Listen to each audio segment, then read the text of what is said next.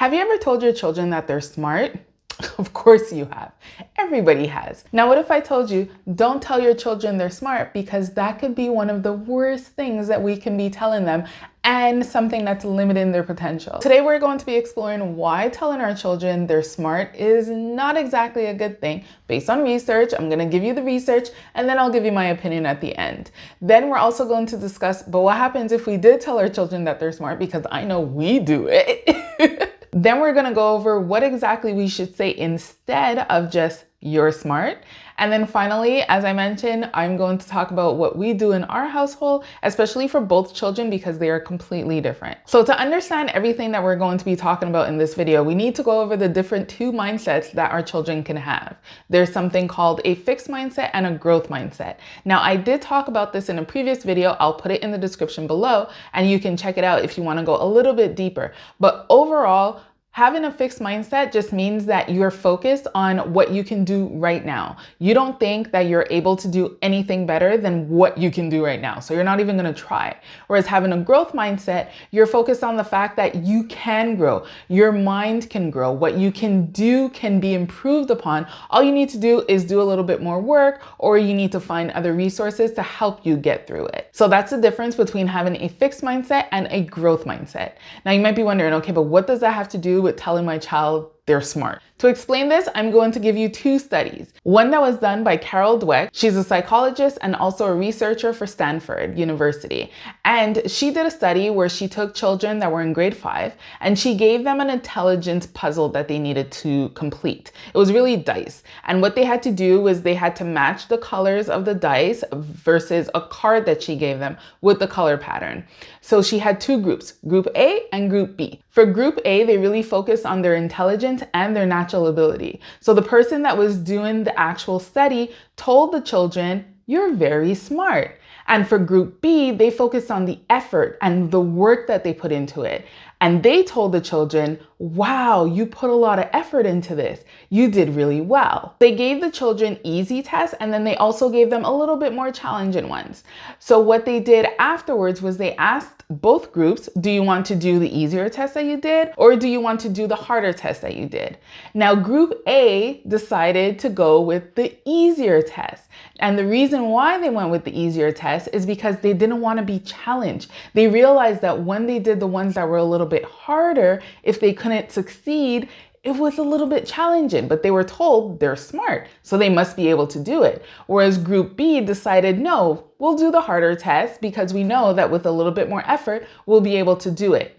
Now, what happened next is astonishing, because group A, their results were worse by 20%. And group B, their results were better by 30%. And the reason behind that is because when you focus on the child's natural ability, but then you give them something that's challenging, when they reach into that point where they're like, this is a little hard, they're expecting, wait, I should know how to do this because I'm smart. So then they start thinking, well, maybe I'm not smart. Whereas if you have a child that has a growth mindset and you focus on the effort that they put in, or the process that they use to come to their solution, they're doing the same thing, but then they realize, wait a second, I just need to think about this differently, or I just need to work on this a little bit harder, and then I'll be able to make it through. Not, maybe I'm not smart. So this is why it's really important. The way that we speak to our children and praise them focuses on them having a growth mindset versus having a fixed mindset. Another study that was done by Kang, who's a researcher from Toronto, took 300 children between the ages of 3 and 5, and he had one card, and he asked them, do you think this number is higher or lower than 6? So for some of the children, when they got it right, they told them, wow, you're so smart. And then for the other group of children, they either told them you did really well this time, or they told them nothing at all. Then in another round of the same game, the researcher left the room and he left the card, but he told the children, do not look at the card. Now, the thing that was so crazy about this is that the children that were told that they were smart were more likely to go and peek at the card, so pretty much cheat, to see what the number was, versus the children that were told you did really good this time or weren't told anything at all.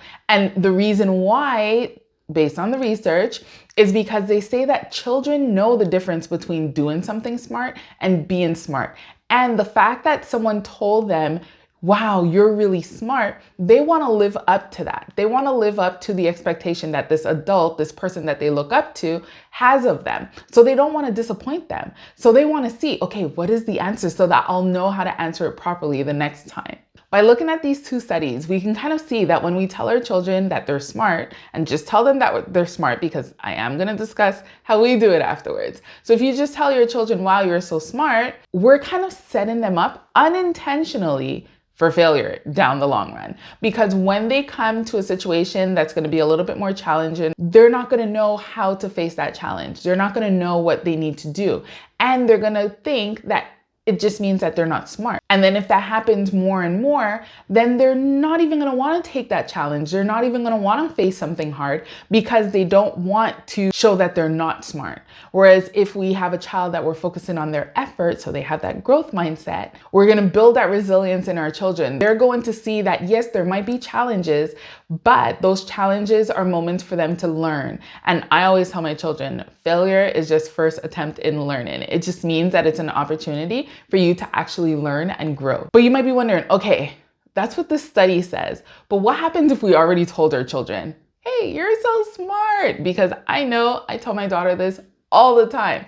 Don't worry about it. There are things that you can do. It's not like, oh my gosh, I told my children that they're smart and they're never going to get better now. No, here are some things that you can do based on the research that I've done on this subject.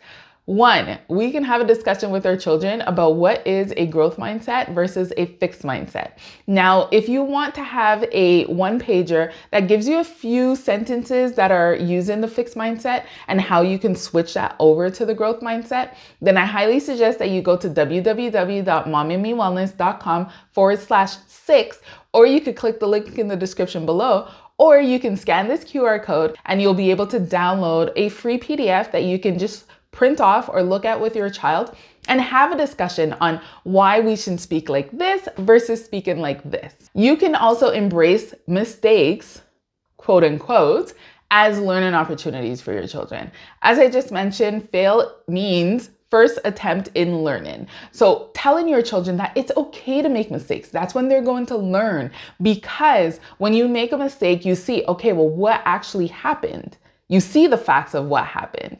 And then you can readjust. And that's how you grow. That's how you learn. It's totally fine. And then mama, we know we can focus on our own mindset, because if we focus on our own mindset and we start to develop this growth mindset for ourselves, our children are going to see that. And they always see what we do and then they replicate what we do. So if we focus on, the way that we speak to ourselves, the way that we face challenges, they're going to see what we're doing and they're going to internalize that and not even realize that they're going to do it as well. If you're looking for different things that you can say to your children to praise them differently, other than just saying you're smart, I have a list here that you can look at. And there's also a really nice guide on the Big Life Journal. I spoke about the Big Life Journal before. It's a good product out there. But on their website, they do have a blog post where they have a lot of different praises that you can give your children based on the different categories. There's process, there's perseverance, there's their effort, and you'll be able to see all of the different examples on there.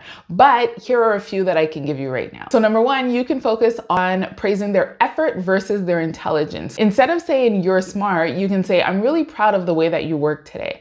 Or if you want to get really specific, because actually it's really good to be specific for your children, because they can see direct impact of what they did and how it makes you feel, how it makes other people feel, develop that empathy. It's just amazing. You can tell your children, when you did that math problem today, I love the way that you broke down the steps and worked through it and then came up with the solution.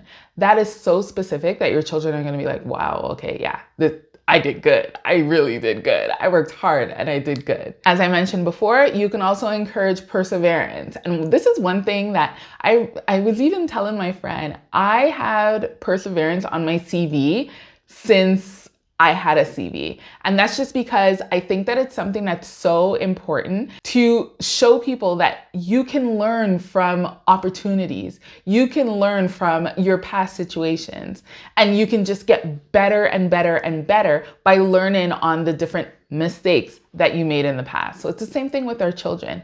Being able to push through it and being able to get better and learn from different outcomes is a skill that's going to be so important for our children when they become adults. You can also praise their progress or their improvements. So let's say you're doing something in your homeschooling day and you realize, wow, your child got really, really good. You can tell them, I really love the progress that you've made with your reading throughout the school year. You're taking your time and you're really breaking down the sounds and the words. And that's how you're able to read these books so easily that maybe you struggled with at the beginning of the year. Then you can also praise their strategies or their problem solving skills. Just like the example before when we spoke about the math problem, you can say, I really love the way that you broke down that situational problem that you were working on. You wrote down what was the information that you actually needed versus what was a fluff. And then you actually wrote out the different formulas that you needed. You did a nice, beautiful chart. And that was amazing because you were able to take all of this big information and narrow it down to what you really needed and answer the question correctly. That was amazing. And then this works really, really well with young children. You can also praise their behavior with certain things. So let's say you go into a bank. And well, not really, not a lot of people go to the bank nowadays, right? But let's say you go to the bank and there's a lineup and you're with your child and you have to wait. A lot of children would be like, oh my gosh, this is taking so long. But if your child is there, they're patient, they're waiting, they're not being too loud, you can tell them afterwards, I really love how patient you were when we were inside the bank. Mommy really appreciates it. They're going to love that because they're going to see, wait a second, my behavior is something that was also really good. So personally, in our household, I love to tell my children that they're smart. It's just, especially with my daughter, just because I think she's completely amazing, but I am biased, yes. But I tell my children that they're smart, but I also tie that to the effort. So a lot of times I would tell my daughter, you're really smart because you broke down XYZ, XYZ, XYZ. She does this thing where she learned it on number blocks and it's doing kind of like a base of 10. So let's say if she's counting, 12 plus 28, she's going to borrow 2 from that 12 to put onto the 28 to then round it up. So that makes 30. So then she's doing 30 plus 10. So that just makes it a lot easier for her to count it. But not a lot of children know how to do that. And I always tell her, I love the way that you break things down because it makes it easier for her, but that's a technique that she learned on how to break things down that are a little bit more complicated. And with my son, since he is definitely older, he's a tween, we really focus on the effort that he's putting in. So not necessarily just the strategic decisions that he's making, but also the effort. Because I feel like at this point, he needs to understand that when he puts in that effort, he's going to have a better outcome than if he doesn't put in the effort. So with math, he's very good at math. Like it's insane the mental calculations that he does. So I always tell him, you're really good at math, and that's because you put in the effort. You figure out ways to make it work for you, and you find the different strategies that make that mental calculation so easy for you.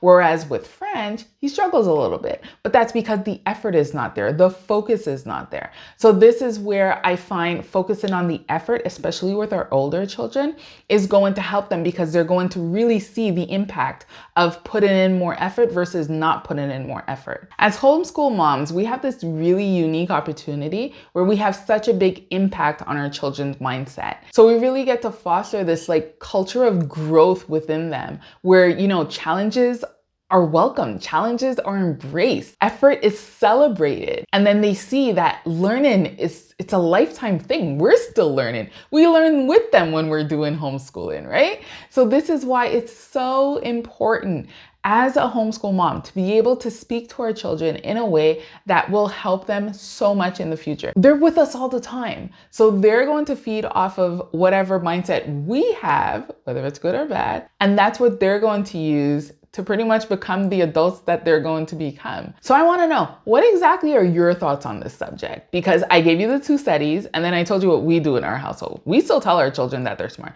because I think it's really important to give them that. I think it's important to still tell them that they're smart. I just think that we can't just tell them that they're smart and just leave it at that. We should tell them that they're smart, but still bring in the fact that The reason why they're smart is because they put in the effort, because they figured out how to do something better or efficiently, because of their process, because of their thinking. This is why they're smart, not just because they were born smart. So let me know. Is this going to change the way that you praise your children? Are you going to continue telling them they're smart? Or maybe you don't do it enough and now you're thinking, oh, maybe I should praise my children a little bit more. And in order to answer that question, you need to know how to raise confident and healthy children. And to do that, just click on this video here where I go deep into how you can raise confident children. The one small but powerful word that you can use with your children to completely change their mindset whenever they're in tough situations, and how you can incorporate this into your household. So click on this video and I will see you there.